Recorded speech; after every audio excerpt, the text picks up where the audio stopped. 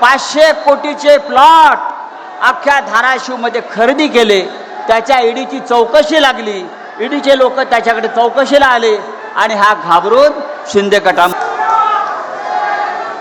हा जो गद्दार,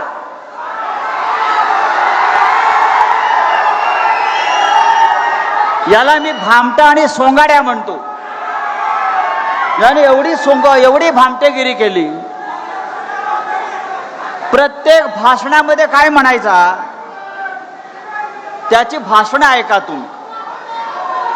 तो म्हणतो मी 2006 साली ग्रामपंचायतीचा सुद्धा सदस्य सुद्धा नव्हतो. त्यावेळी अत्यंत कठीण परिस्थितीत मला उद्धव साहेबांनी माझा हात पकडला, मला साथ दिली. मला 1 वेळा आमदार केलं, 2 वेळा खासदार केलं. अशा परिस्थितीत मी पद आणि पैशासाठी उद्धव साहेबांना कधीच सोडणार नाही. मग आता काय केलंस गद्दारा, अरे भामट्या, आता काय केलेलं आहे? हा तुमचा खासदार 100 कोटीला विकला गेला. 100 कोटीला विकला गेला. 100 कोटीला.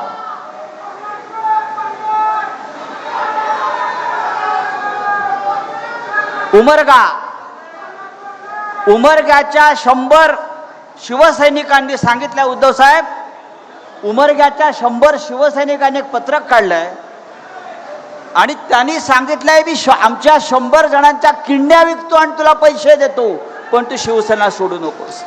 ही निष्ठा आहे. किंड्या विकून त्याला पैसे द्यायला तयार झालेले आहेत. तरी हा माणूस गेला.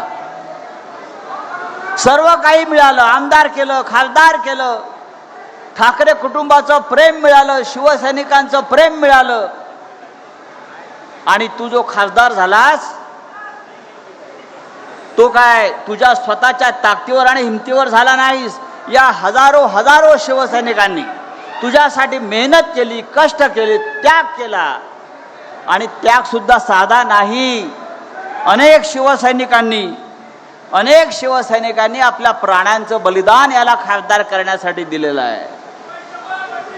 7 मे 2024 ला समाधान पाटील, 7 मे 2024 ला भूम तालुक्यातल्या पाटसांगवी गावातला शिवसैनिक समाधान पाटीलची हत्या झाली. मतदान केंद्राच्या बाहेर. ती हत्या कोणी केली? ती हत्या शिंदेच्या लोकांनी केली. शिंदे गटाच्या गंडाने केली ती हत्या. आणि आज हा खासदार त्या मारेकरांच्या गोटामध्ये जाऊन बसलेला आहे. लाज वाटली पाहिजे. ज्याने तुझ्यासाठी प्राणांचं, त्याला विचारलंस, त्याच्या आत्म्याला विचारलंस की तू माझ्यासाठी प्राणाचं बलिदान केलंयस, तुझी हत्या झाली, मी पक्ष सोडू का? त्याच्या आत्म्याला विचारलंस? नाही. मारेकरांच्या गोटात सामील झाला. असा हा भामटा, असा हा, याला आता धाराशिवच्या रस्त्यावर फिरू देऊ नका. शिवसैनिकांनो, हा भामटा पक्ष सोडून का गेला याची अनेक कारणं दिली जातात. तो म्हणतो की मी विकासासाठी गेलो. कोणाचा विकास? कोणाचा विकास? काय विकास केला? 2 वेळा खासदार, 1 वेळा आमदार आहे. काय केलं? या धाराशिवची का दुबई केली, का सिंगापूर केलं, कॅनडा केलं? काय केलं? काही केलेलं नाही आहे. हा भामटा का गेला? प्रचंड भ्रष्टाचार केला त्याने, त्याच्या कुटुंबानं. आणि आता तर मला असंही वाटतंय त्याच्या वडिलांचा जो खून झाला, त्या खुनामागे सुद्धा काहीतरी वेगळं रहस्य आहे ना.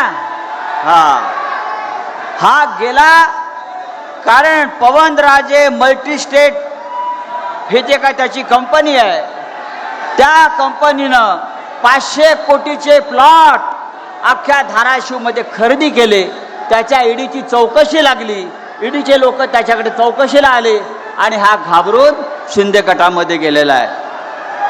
या आपल्या वडिलांच्या नावानं स्थापन केलेल्या मल्टीस्टेटमध्ये गरिबांच्या नावानं बनावट खाते उघडून कोट्यावधी रुपयाचा गैरव्यवहार केला. या तेरणातलं त्यांनी भंगार विकून पैसा खाल्ला. अशा अनेक त्यांनी गुन्हे केले आणि म्हणून या सगळ्याची चौकशी लागली आणि ती चौकशी लागल्यामुळे हा डरपोक आणि हा सोंगाड्या पक्ष सोडून गेला. मला असं वाटतं की आम्ही 15 वर्ष 20 वर्ष एका सापाला दूध पाजलं.